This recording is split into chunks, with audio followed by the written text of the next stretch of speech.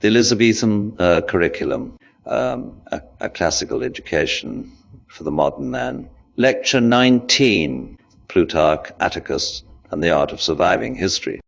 The man I want to discuss in this lecture is not, strictly speaking, one of Plutarch's subjects. He does not have a life in the parallel lives. He appears in our course already as Cicero's closest friend, the recipient of 426 letters, the man who published the correspondence after Cicero's death and thereby gave posterity its most intimate document from classical antiquity. His biography was written not by Plutarch, but by Cornelius Nepos, Plutarch's near contemporary.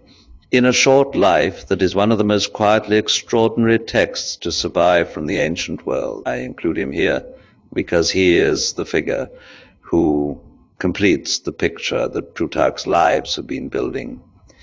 The answer to the question that Caesar and Brutus and Antony and Coriolanus all pose in different ways. The question of how an intelligent man navigates a world that is destroying the intelligent men around him. Titus Pomponius Atticus was born in 110 before the Christian era into a wealthy equestrian family. He was educated alongside Cicero and Marius and others who would become the central figures of the late Republic. He had every advantage that the Roman system could provide: wealth, education, family connections, intelligence of a high order, a temperament that people found immediately attractive. He was, by every conventional measure, perfectly equipped for a distinguished public career. He declined to have one. He went instead to Athens, where he lived for many years, learned Greek with native fluency, became so beloved by the Athenians that they offered him citizenship, which he declined with genuine gratitude, and acquired the cognomen Atticus the Athenian, by which he was known for the rest of his life. He returned to Rome, managed his considerable financial affairs with great skill, lent money to virtually everyone of consequence in the political world, published books through a scriptorium of trained slaves, and for the next 50 years watched the Roman Republic tear itself apart from a position of carefully maintained neutrality that somehow never tipped into. Nepos lists the relationships Atticus maintained simultaneously, and the list is almost comically comprehensive. He was the intimate friend of Cicero, who was the Republic's most eloquent defender. He was simultaneously the intimate friend of Mark Antony, who destroyed the Republic's last defenders. He maintained close relations with Brutus and Cassius. He also maintained close relations with Octavian. He was trusted by Pompey and by Caesar, by the optimates and the populares, by every faction and every individual who passed through the decades of crisis. And he was trusted by all of them because they all knew somehow that Atticus was never going to use his access to one to damage any of the others. This sounds, stated baldly, like mere opportunism. The man who takes no side and therefore keeps all options open, the political equivalent of a man who never expresses an opinion so that nobody can hold one against him. And there is something in this reading that cannot be entirely dismissed. Atticus was safe when others were dying, partly because he had made himself useful to everyone and dangerous to no one, and this required a consistent refusal to commit that could be read as cowardice. But Nepos's account does not support the cowardice reading, and neither does the evidence of Cicero's letters, which show Atticus as a man of genuine moral seriousness who gave Cicero honest advice, frequently unwelcome advice, and maintained his own positions. Atticus was not without opinion. He simply declined to act on them in the political sphere. He had concluded, through observation of what was happening to the men around him, that the Roman political system in its current state was destroying everyone who tried to operate within it, and that the appropriate response to a system that was destroying its participants. This is a philosophical position as much as a practical one, and it connects to the Epicurean tradition that Atticus had absorbed during his years in Athens. The Epicurean sage withdraws from public life, not from laziness or cowardice, but from a reasoned assessment that public life in its conventional form is incompatible with the genuine goods of human existence, friendship, intellectual pleasure, the tranquility of a mind at peace with itself. Atticus had watched Cicero sacrifice his tranquility, his safety, his family, and ultimately his life to a public career, but ended with his head on the rostra. He had watched Caesar's greatness produce a civil war. He had watched Brutus's virtue produce a catastrophe.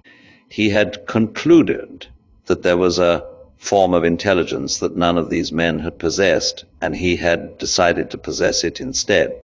What he built was something that the lives great men, with all their genius and all their courage, had failed to build. He built a life, a continuous, coherent, deeply inhabited private existence, rich in friendship and intellectual engagement, and the particular pleasures of a man who has organized his affairs so that he is not dependent on anyone's political favor for his survival. He had friends rather than allies. He had correspondents rather than clients. And he had a library rather than a faction.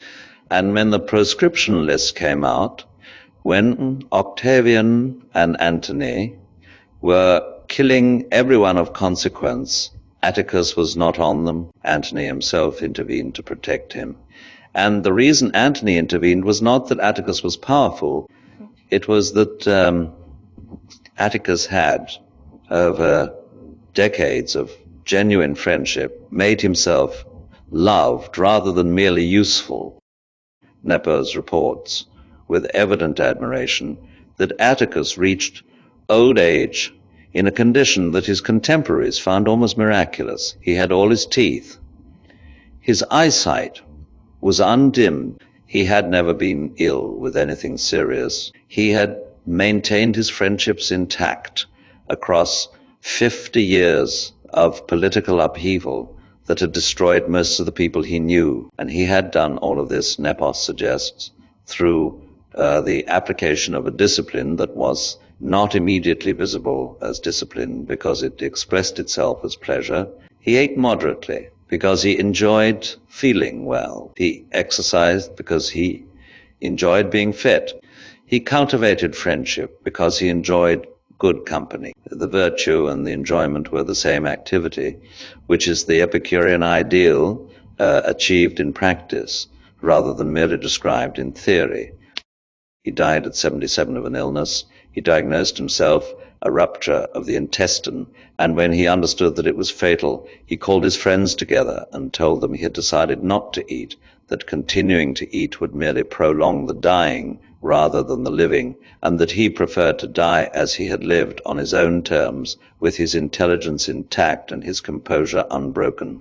He lasted another 5 days without food, apparently in good spirits, receiving visitors and conducting conversations, and died quietly. Now, why does this man matter for our course, and why does he belong in the Plutarch module alongside Caesar and Brutus and Antony and Coriolanus? He matters because he is the answer that the lives do not provide. Plutarch's great men are all in their various ways men who go too far. Caesar goes too far toward the concentration of power. Brutus goes too far toward the application of principle. Antony goes too far toward the pleasures of Alexandria. Coriolanus goes too far toward the uncompromising assertion of his own identity. The going too far is what makes them great and what makes them tragic. And Plutarch's reader finishes the lives with a profound admiration for these men and a profound relief that he does not have to be them. Atticus is what you do instead, not a lesser version of greatness, but a different organization of the available human materials, one that produces something the great men do not produce: duration, continuity, the accumulated experience of a life that is actually lived rather than expended.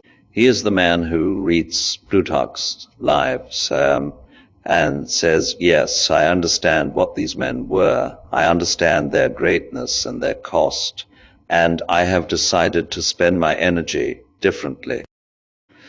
The Elizabethan reader understood Atticus very well because the Elizabethan world produced Atticus figures with some regularity, men of intelligence and cultivation who looked at the court, assessed the risks, and decided that the life of the country gentleman, with his library and his correspondence and his careful management of his estates, was a rational choice rather than a retreat. Montaigne in France was building his tower and his essays at exactly this moment. Philip Sidney was writing his Arcadia.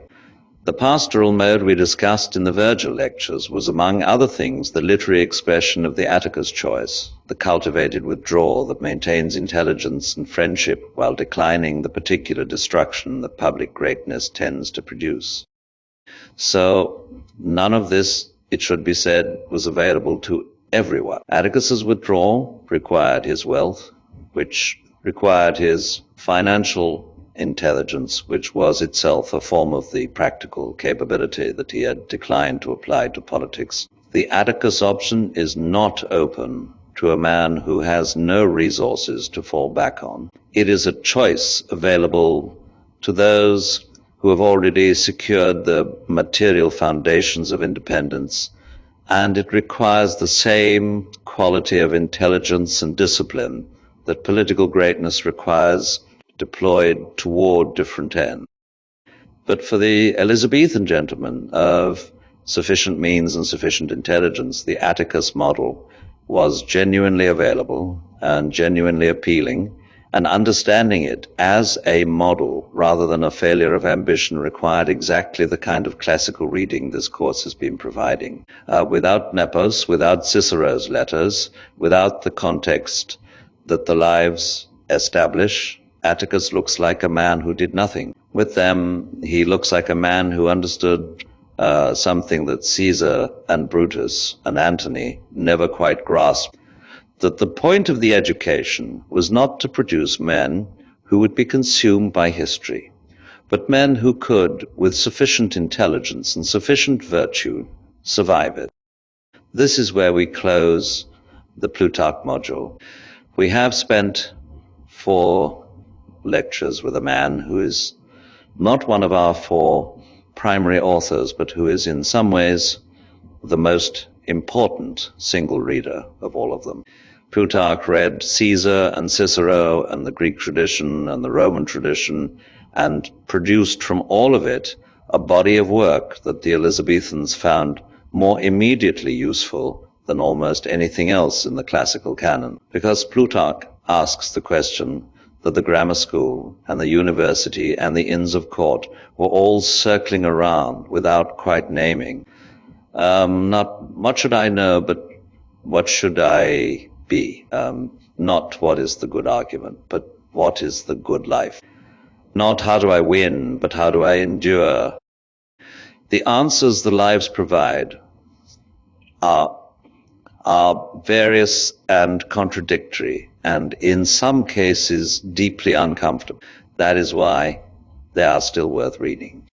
In our next lecture, we step back from the individual lives and look at the Roman world as a whole, the constitutional machinery of the Republic and the imperial system that replaced it, the social structures that produced the men we have been reading about, and the historical forces that no individual genius or virtue was sufficient to resist. This is the lecture that provides the scaffolding behind everything we have been doing, the structural history that the literary and biographical reading has been assuming without always making explicit. End of lecture 19.